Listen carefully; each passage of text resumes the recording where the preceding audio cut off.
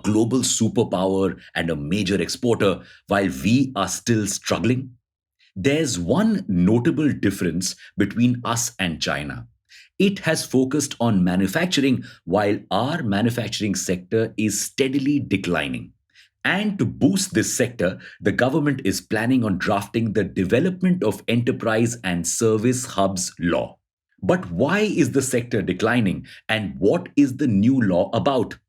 Welcome back to Revolution Read On, a daily podcast where we break down one story from the world of business and finance. Click on the subscribe button to never miss an update from us. Here's your story for today.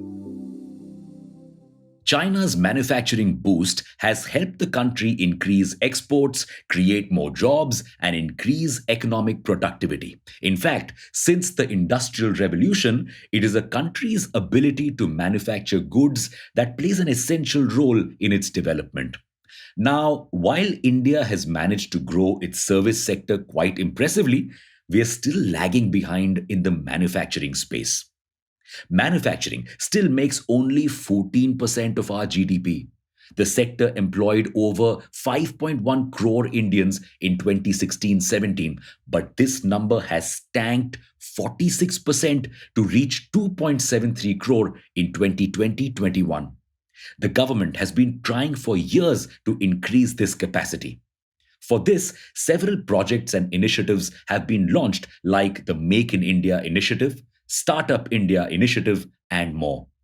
One such initiative is the Special Economic Zone Act, which was launched in 2005.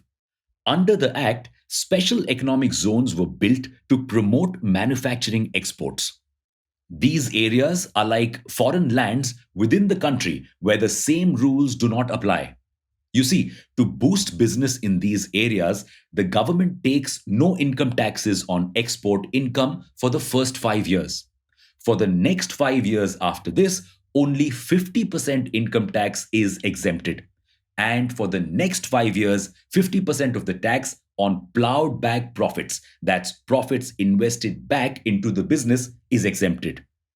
The government believed this would invite more foreign investment, more businesses to increase capacity in the country thanks to the ease of business and promote overall growth. And this plan worked for a while. Our exports grew 3,300% from 2005 to 2020. But this growth is now fizzling out. Earnings from SEZs have declined from 7,96,669 crore rupees in 2019-20 to 6,10,301 crore rupees in 2020-21. This could be because of new and more restrictive SEZ rules that were introduced in 2020.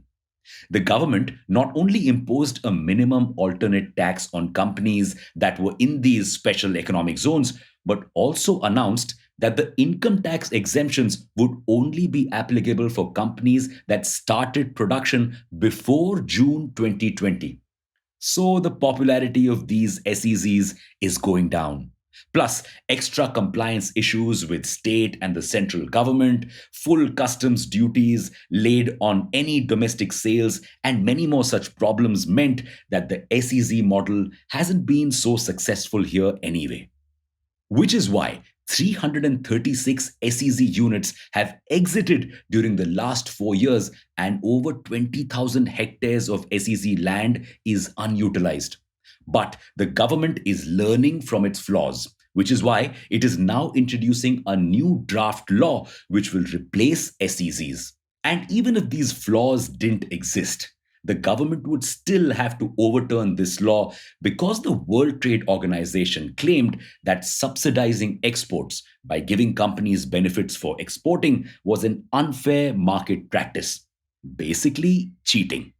The new law will convert these SEZs into hardcore manufacturing hubs, removing earlier restrictions that were placed on them. This means the companies in these hubs won't have to pay taxes on goods sold in the domestic market, an incentive that could help more countries enter these hubs and boost production.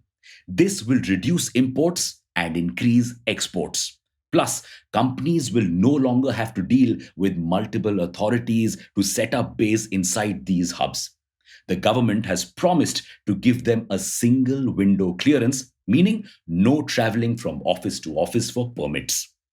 The move would be especially beneficial for upcoming semiconductor and other tech factories that are being set up.